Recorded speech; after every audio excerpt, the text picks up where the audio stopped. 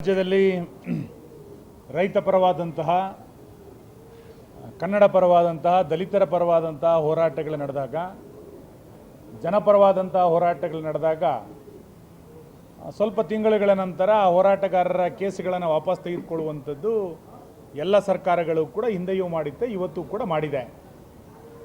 ಈ ರೀತಿ ಹೋರಾಟಗಾರರ ಕೇಸನ್ನು ವಾಪಸ್ ತೆಗೆದುಕೊಳ್ಳೋದನ್ನು ನಾನು ಸಮರ್ಥಿಸ್ಕೊಳ್ತೇನೆ. ಆದರೆ ಯಾರು ಗಲಭೆಯನ್ನೇ ಮಾಡಬೇಕು ಅನ್ನುವಂಥ ಪೂರ್ವ ತಯಾರಿಯನ್ನು ಮಾಡಿ ಗಲಭೆಯನ್ನು ಸೃಷ್ಟಿ ಮಾಡಿದಾರೋ ಮತ್ತು ಅದೇ ಕೆಲಸವನ್ನು ಕಳೆದ ಹಲವಾರು ವರ್ಷಗಳಿಂದ ಒಂದು ಸಂಘಟನೆ ಹೆಸರಿನಲ್ಲಿ ಮಾಡ್ತಾ ಬಂದಿದ್ದಾರೋ ಅಂಥ SDPI ಮತ್ತು ಮುಸಲ್ಮಾನ್ ಗೂಂಡಾಗಳ ಕೇಸುಗಳನ್ನು ವರ್ಷ ಪೂರೈಕೆ ಆಗೋದಕ್ಕಿಂತ ಮುಂಚೆನೇ ವಾಪಸ್ ತೆಗೆದುಕೊಂಡಿರುವಂಥದ್ದು ಯಾವ ಪುರುಷಾರ್ಥಕ್ಕೆ? ಇದರಿಂದ ಸರ್ಕಾರ ಯಾವ ಸಂದೇಶವನ್ನು ಕೊಡಲಿಕ್ಕೆ ಇವತ್ತು ಹೊರಟಿದೆ?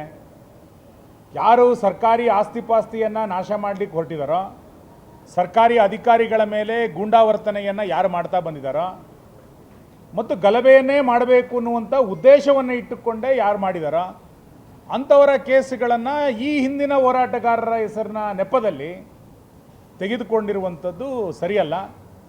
ಓಲೈಕೆಯ ರಾಜಕಾರಣಕ್ಕೆ ಒಂದು ಇತಿಮಿತಿಗಳಿದೆ. ರಾಜ್ಯದಲ್ಲಿ ಕಾನೂನು ಸುವ್ಯವಸ್ಥೆಗಳು ಸಂಪೂರ್ಣವಾಗಿ ಹದಗೆಟ್ಟಿರುವುದನ್ನು ನಾವು ನೋಡ್ತಾ ಇದ್ದೀವಿ.